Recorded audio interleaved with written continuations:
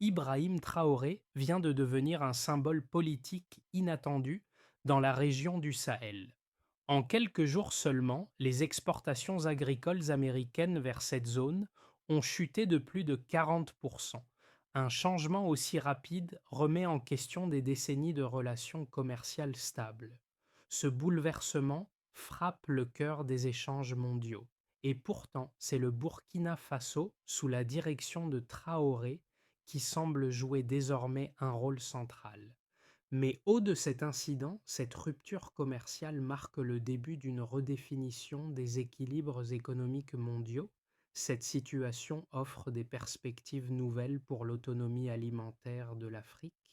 La récente crise dans les échanges commerciaux entre les États et le Sahel, causée par une chute spectaculaire de plus de 40% des exportations américaines vers la région, soulève des questions fondamentales sur l'avenir des relations commerciales mondiales. Les producteurs américains, autrefois maîtres du marché, se retrouvent confrontés à un excédent de stock et à une pression croissante pour diversifier leurs débouchés. Pendant ce temps, les marchés du Burkina Faso en particulier ont démontré une résilience surprenante. La décision tarifaire du gouvernement burkinabé, appuyé par Ibrahim Traoré, n'a pas seulement perturbé l'agriculture mondiale, elle a aussi offert au Sahel un pouvoir commercial renouvelé. La question est désormais de savoir si cette rupture est temporaire ou si elle représente le début d'une transformation durable pour la souveraineté alimentaire de l'Afrique. L'enjeu est de taille, la capacité du Sahel à réorganiser ses marchés agricoles et à renforcer son indépendance vis des puissances agricoles mondiales.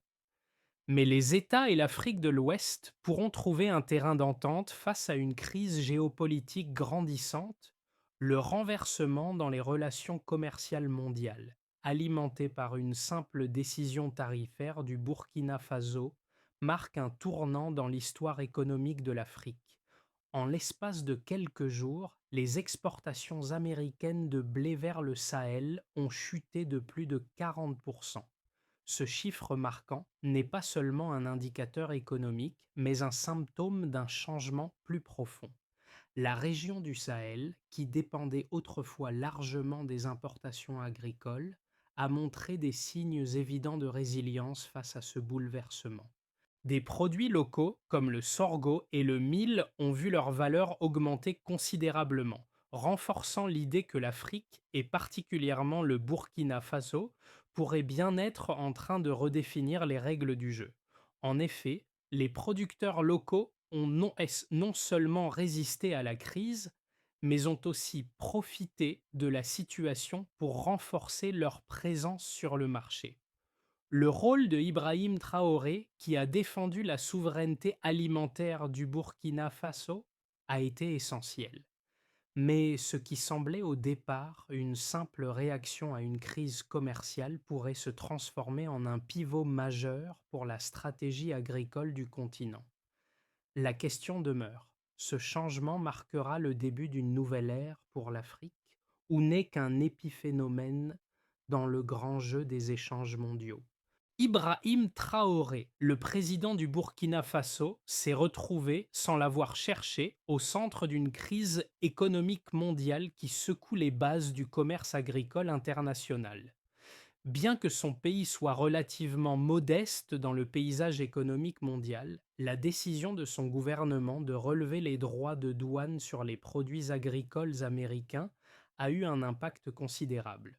Le Burkina Faso, avec Traoré en tête, a ainsi pris la tête d'un mouvement qui non seulement perturbe les marchés mondiaux, mais aussi place le pays au cœur d'une discussion mondiale sur la souveraineté alimentaire. Le changement le plus frappant est la réaction rapide des producteurs locaux. Alors que les silos américains se remplissent de stocks invendus, les producteurs de maïs et de mil au Burkina Faso ont vu leur prix augmenter de manière significative, renforçant ainsi l'idée d'une autonomie alimentaire en construction. Ce n'est pas seulement une question d'économie, mais aussi de politique de développement durable. L'action de Traoré est désormais perçue comme un modèle de résilience face à des systèmes mondiaux qui ont longtemps marginalisé les pays comme le Burkina Faso. En posant cette question de la souveraineté alimentaire, il met en lumière les failles du système agricole mondial. Si cette dynamique continue, elle pourrait bien marquer une étape décisive pour l'avenir du Sahel et au L'événement qui a bouleversé les relations commerciales mondiales commence avec une décision du gouvernement burkinabé d'augmenter les droits de douane sur les produits agricoles en provenance des États. Cette décision, bien qu'isolée en apparence, a déclenché une série de réactions en chaîne. Les exportations américaines de blé vers l'Afrique de l'Ouest ont chuté de plus de 40%, un coup dur pour les producteurs américains qui se sont retrouvés avec d'énormes stocks excédentaires. Ce phénomène a révélé la fragilité des chaînes d'approvisionnement mondiales, longtemps considérées comme immuables. Alors que les États tentaient de minimiser l'impact, les marchés du Sahel, notamment au Burkina Faso, ont réagi rapidement. Les producteurs locaux, qui étaient jusqu'alors marginalisés, ont vu la valeur de leurs produits augmenter, signifiant une opportunité nouvelle pour l'Afrique. Le gouvernement du Burkina Faso, soutenu par Ibrahim Traoré, a vu cette situation comme une chance de renforcer ses politiques souveraines. Ce renversement des rapports de force a non seulement perturbé les échanges commerciaux, mais il a aussi permis à des économies locales longtemps sous de se réorganiser rapidement. Le système agricole mondial, qui semblait stable depuis des décennies, a été confronté à ces vulnérabilités. Les producteurs américains ont dû repenser leur stratégie commerciale et les producteurs africains, au contraire, ont connu une montée en puissance de leurs marchés locaux. Ce changement ne se limite pas à l'agriculture, il a aussi des répercussions géopolitiques qui pourraient redéfinir les relations entre l'Afrique et ses partenaires commerciaux traditionnels. Les chiffres parlent de la chute de plus de 40% des exportations américaines de blé vers l'Afrique de l'Ouest a eu un impact majeur. Cette baisse spectaculaire a révélé une vulnérabilité inattendue dans les chaînes d'approvisionnement mondiales. Par exemple, dans le Midwest américain, les silos se sont rapidement remplis de stocks excédentaires, incapables de trouver de nouveaux marchés. Ce phénomène a entraîné des coûts supplémentaires liés à l'entreposage et à la gestion de ces excédents. En réponse, des millions de tonnes de produits agricoles, notamment de maïs et de soja, ont été redirigés vers d'autres marchés, augmentant la pression sur les infrastructures logistiques américaines. Cependant, du côté du Sahel, une évolution différente a eu lieu. Les prix des céréales locales ont augmenté de manière significative, notamment pour des produits comme le sorgho et le mil. Dans certaines régions, ces prix ont grimpé de 15 à 20%, offrant aux producteurs locaux des marges bénéficiaires améliorées.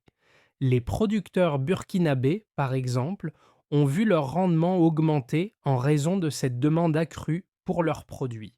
Cette hausse des prix est un indicateur clé de la résilience des marchés locaux face à un choc commercial mondial. En parallèle, les données recueillies sur les marchés de Ouagadougou et Bamako montrent une tendance similaire, avec une forte demande pour les céréales locales et une stabilisation de l'offre.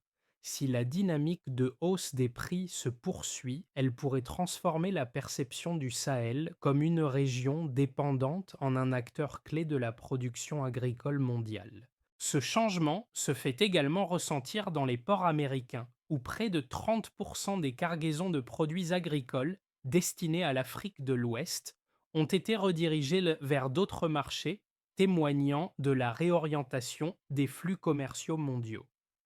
Ces données montrent à quel point ce bouleversement affecte non seulement l'agriculture, mais aussi les politiques économiques et géopolitiques.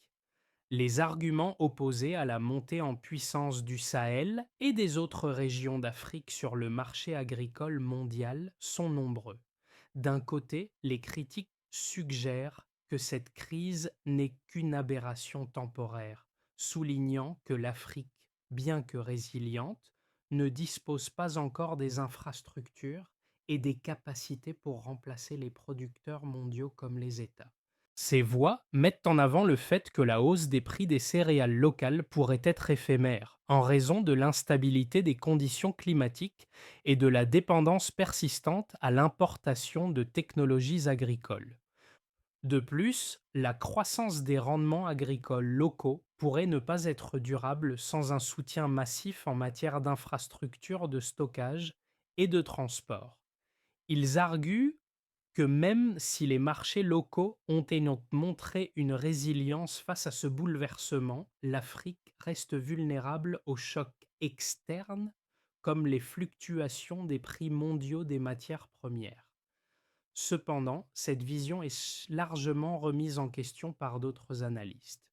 Ces derniers affirment que cette crise, loin d'être un simple incident, pourrait bien être un catalyseur pour une transformation profonde. Selon cette perspective, le Sahel et d'autres régions africaines sont prêts à prendre leur destin en main en renforçant leur capacité de production locale et en développant des réseaux commerciaux internes plus robustes. Il pointe l'importance des investissements en infrastructures agricoles, comme ceux réalisés au Burkina Faso, qui ont permis de renforcer la production locale et d'atténuer les effets de la crise. En outre, la diversification des partenaires commerciaux, avec un intérêt croissant de la part de la Chine, du Brésil et de la Russie, pourrait y offrir de nouvelles opportunités pour les pays du Sahel. Ainsi, bien que les défis soient réels, les opportunités de redéfinir les équilibres commerciaux mondiaux semblent prometteuses. Cette dualité entre dépendance à l'international et autonomie régionale façonne les débats actuels sur la souveraineté alimentaire.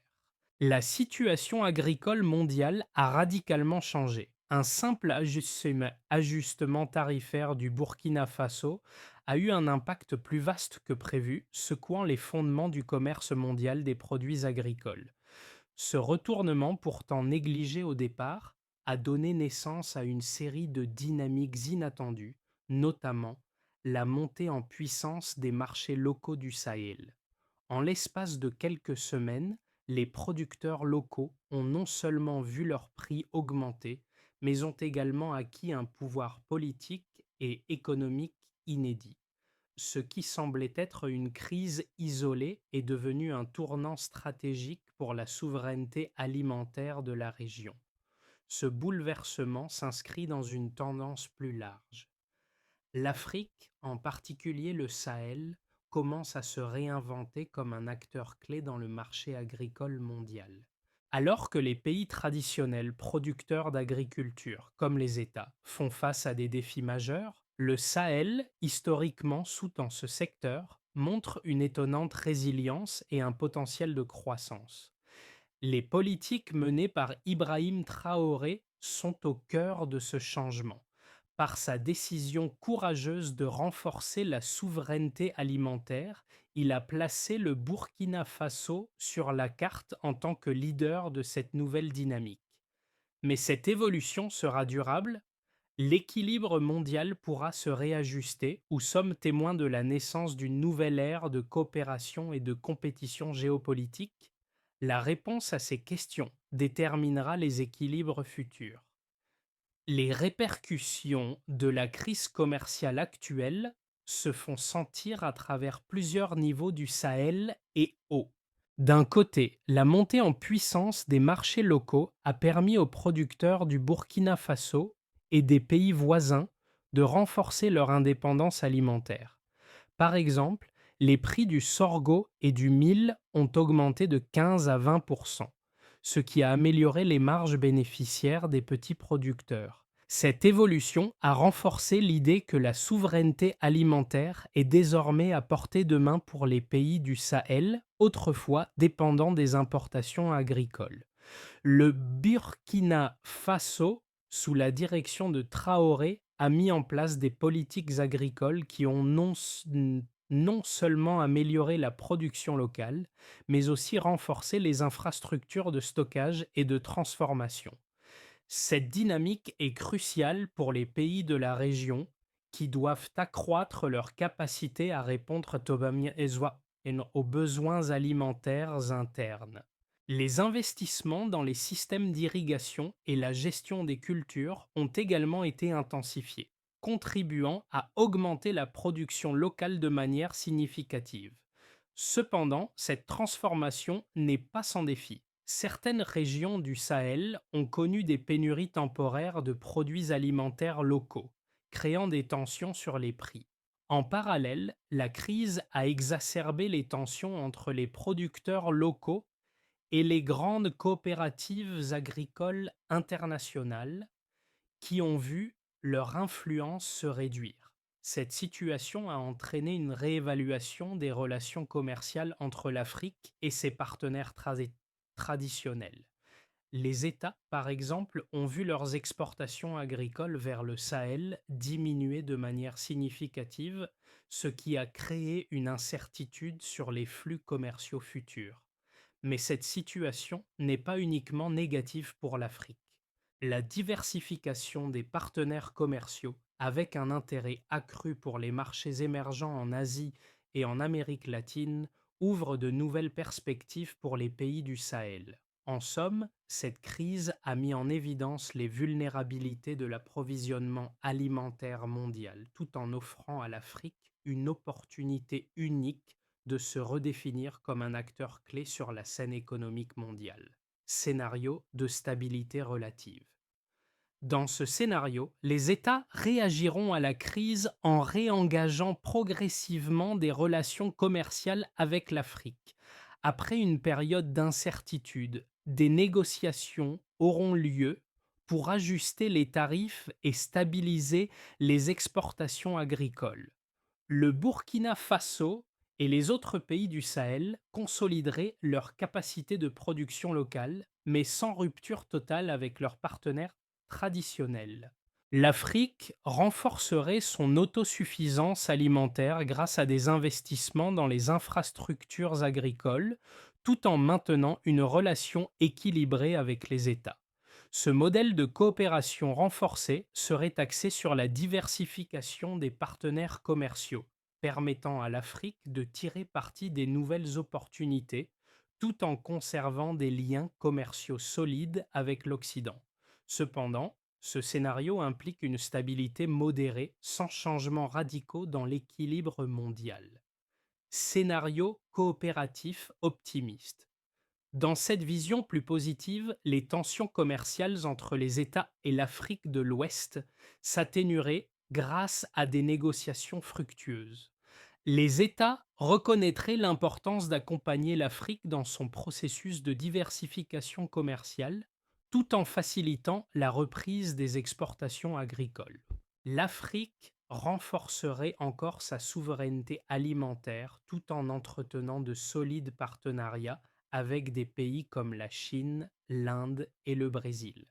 Ce scénario verrait une Afrique de l'Ouest plus résiliente économiquement, avec des marchés agricoles internes plus diversifiés et un rôle de plus en plus central dans les chaînes d'approvisionnement mondiales.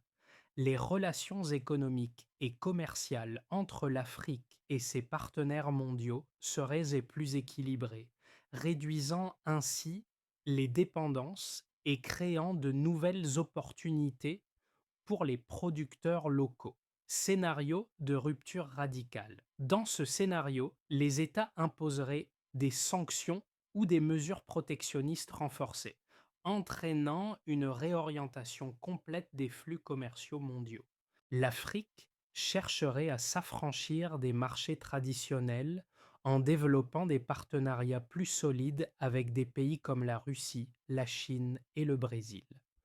Le Sahel, en particulier, se tournerait davantage vers ses systèmes de production locaux et ses réseaux de distribution régionaux. Les prix des produits agricoles locaux augmenteraient encore, mais l'Afrique gagnerait en autonomie et en pouvoir d'influence. Les États et l'Europe perdraient une partie de leur domination sur le marché agricole mondial, tandis que l'Afrique deviendrait un acteur clé dans la redéfinition des chaînes d'approvisionnement mondiales. Ce scénario implique une transformation radicale des relations commerciales, avec des conséquences majeures sur l'équilibre géopolitique mondial. La crise actuelle a des répercussions bien haut des marchés agricoles. Elle touche directement les populations locales des pays du Sahel, mais aussi les consommateurs américains. Les producteurs locaux qui voyaient leurs produits sous ont vu leurs marges bénéficiaires augmenter, donnant une nouvelle perspective à ceux qui, auparavant, ne croyaient pas à la possibilité d'autosuffisance. Les consommateurs, autrefois dépendants des importations massives, ont commencé à se tourner vers des produits locaux, rendant cette transition bien plus tangible au quotidien. D'un autre côté, les agriculteurs américains se retrouvent face à une réalité de stock excédentaire, avec des conséquences directes sur l'emploi et les économies rurales. Dans les communautés agricoles du Midwest, cette situation a engendré des incertitudes économiques profondes, affectant non seulement les agriculteurs, mais aussi les chaînes d'approvisionnement et les petites entreprises locales qui dépendent des exportations agricoles. Le conflit commercial n'est pas seulement une question d'exportation et d'importation, il a un impact concret sur la vie des gens, des producteurs aux consommateurs. Et l'enjeu va au-des frontières. Comment ces tensions affecteront les relations entre les nations et leur capacité à répondre aux besoins alimentaires mondiaux? Ce sont des questions auxquelles il faudra répondre dans les mois à venir. Pour surmonter la crise actuelle et renforcer la souveraineté alimentaire du Sahel, plusieurs étapes doivent être prises. Un des premiers objectifs sera de renforcer les infrastructures agricoles locales en investissant dans les systèmes de stockage et de transformation. Les gouvernements du Sahel, avec l'aide de partenaires internationaux, doivent investir massivement dans les infrastructures agricoles, notamment dans les systèmes de stockage, de transformation et de distribution. Cela permettra non seulement de gérer l'augmentation de la demande, mais aussi de réduire les pertes postes qui affectent actuellement les producteurs locaux. Parallèlement, il sera essentiel d'augmenter l'autonomie agricole en diversifiant les cultures et améliorant la productivité locale. La diversification des cultures et l'augmentation de la productivité locale doivent être une priorité. Des initiatives telles que l'introduction de technologies agricoles modernes, la formation des agriculteurs et l'amélioration des systèmes d'irrigation doivent être mises en place pour augmenter la résilience de l'agriculture face aux changements climatiques et économiques. La création de partenariats commerciaux plus équilibrés s'avérera cruciale en diversifiant les marchés tout en préservant l'intérêt local. L'Afrique doit continuer à diversifier ses partenariats commerciaux, en particulier avec les pays émergents tels que la Chine, l'Inde et le Brésil. Cela réduira la dépendance vis des États et permettra de sécuriser de nouveaux marchés pour les produits agricoles locaux. Une diplomatie commerciale active sera également nécessaire pour favoriser des accords équilibrés avec les partenaires mondiaux. Les gouvernements africains doivent renforcer leur diplomatie commerciale en établissant des accords commerciaux équitables avec des partenaires mondiaux, tout en veillant à préserver les intérêts locaux. Ces accords devraient être axés sur la promotion de l'agriculture locale et l'amélioration des relations bilatérales, tout en s'assurant que les pays africains restent maîtres de leur souveraineté alimentaire. Ces solutions nécessitent une coopération à long terme entre les pays africains, leurs gouvernements, le secteur privé et les partenaires internationaux. L'objectif est de créer une résilience à long terme face aux crises futures, en assurant une sécurité alimentaire locale et une participation active dans l'économie mondiale. Ibrahim Traoré, en se battant pour la souveraineté alimentaire de son pays, a tracé une nouvelle voie pour le Burkina Faso et pour l'Afrique dans son ensemble. Son action n'est pas simplement une réponse à une crise économique, mais un appel à une réévaluation fondamentale des priorités globales. En incarnant cette vision d'autonomie et de résilience, il a démontré que même un petit pays peut influencer profondément les dynamiques mondiales. Ce changement, initié par une simple décision tarifaire, est un exemple concret de la manière dont un leader peut transformer les défis en opportunités. Le Burkina Faso, autrefois marginalisé, se tient désormais au centre de cette réinvention économique. Et ce processus, bien qu'encore fragile, symbolise une renaissance possible pour toute une région. Le monde entier observe, mais la véritable question est, le Sahel saura saisir cette opportunité pour redéfinir son avenir? Le changement qui se déroule actuellement dans le Sahel et au Burkina Faso est bien plus qu'un simple ajustement économique. C'est un appel à repenser la manière dont nous abordons la souveraineté alimentaire et les relations commerciales mondiales. Que pouvons apprendre de cette crise? Et comment les pays du Sahel, forts de leur résilience, peuvent façonner un avenir où l'autosuffisance et la coopération internationale vont de pair. La route est encore longue, mais les premières étapes ont été franchies. Il est maintenant temps pour nous tous de réfléchir à ce que signifie réellement un avenir durable et équitable dans un monde de plus en plus interconnecté. Ensemble, nous pouvons réinventer les règles du commerce mondial et construire un avenir plus équilibré. Comment pouvons, à notre niveau, soutenir cette transformation essentielle pour l'Afrique et au